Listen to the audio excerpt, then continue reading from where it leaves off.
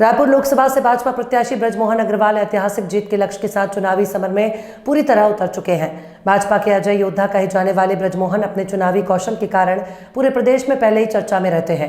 रायपुर लोकसभा में से भाजपा प्रत्याशी बनाए जाने की घोषणा के बाद से ही ब्रजमोहन सक्रिय हो चुके हैं और विगत दिनों उन्होंने लगातार भाजपा पदाधिकारियों और मोर्चा प्रकोष्ठ के प्रमुखों की मैराथन बैठक ली और अब उन्होंने चुनाव के अगले पड़ाव में रायपुर लोकसभा अंतर्गत आने वाले सभी मंडलों में दौरा कार्यक्रम शुरू कर दिया है, जिसकी शुरुआत उन्होंने आभनपुर विधानसभा के खोरपा मंडल से की। ब्रजमोहन अग्रवाल आज खोपरा मंडल पहुंचे, जहां उन्होंने खोरपा मंडल कार्यालय का उद्घाटन कर मंडल पदाधिकारियों और कार्यकर्ताओं को संबोधित किया। उन्होंने अपने उद्बोधन की शुरुआत में कहा कि हम सभी को इस लोकसभा चुनाव में ऐतिहासिक जीत हासिल करने के लिए परिश्रम करना है। एक बड़ा कीर्तिमान स्थापित करने के लिए भाजपा के प्रत्येक कार्यकर्ता को अब रायपुर लोकसभा प्रत्याशी ब्रजमोहन अग्रवाल बनकर कार्य करना होगा। किसी भी चुनाव में स्वास्थ्य नतीजे जागरूक मतदाताओं के बल पर आते हैं और हम सभी को सबसे पहले मतदान प्रतिशत बढ़ाने के लिए मतदाताओं को जागरूक करना है और इसके लिए सबसे अधिक मतदान प्रतिशत वाले मंडल और बूथ को पुरस्कृत भी किया जाएगा। इसके अलावा वोटर वगैरह अपील कर रहे हैं कि 375 लोग फॉर्म भरे। अब ये लोकतंत्र का वो अपमान कर रहे हैं। जब कर्नाटक में जीतते हैं तब तो उनको ईवीएम के ऊपर में भरोसा रहता है, जब राजस्थान में जीतते हैं तो ईवीएम पे भरोसा है, हिमाचल में जीतते हैं तो ईवीएम पे भरोसा है।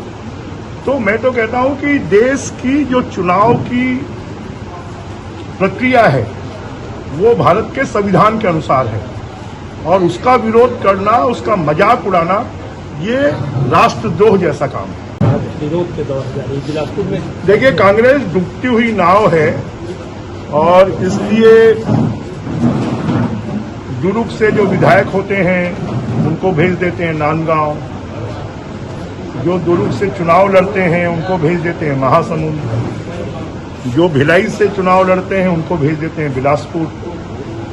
तो कांग्रेस जो है उनके पास में अब ढूंढने से भी प्रत्याशी नहीं मिल रहा है और इसके कारण अब ये तय है कि कांग्रेस की नैया तो डूबेगी और खाली कांग्रेस की नैया नहीं डूबेगी, उसके कार्यकर्ताओं की भी नैया डूबना तय हो गया। छत्तीसगढ़ में स्थानीय बोली भाषा के आधार पर शिक्षा नीति बनाने की बात हो रही, राष्ट्रीय शिक्षा नीति में भी ये उल्लेख है। तो हमने तो कहा है कि 12 भाषाएं जो छत्तीसगढ़ की बोड़ी है, हल्बी है, इन सब भाषाओं को लेकर हमारी सरकार ने तय किया और राष्ट्रीय शिक्षा नीति के अंतर्गत भी है कि जो उनकी मातृ टंग है उसमें उनको पहले सिखाया जाए और बाद में उनको हम राष्ट्रीय भाषा और अंग्रेजी के आधार पर उनकी पढ़ाई करें। सर, इसको लेकर SCRT विभाग से भी आज हमने बात की थी, तो इस पे नोटिफिकेशन जारी होने की बात हुई थी।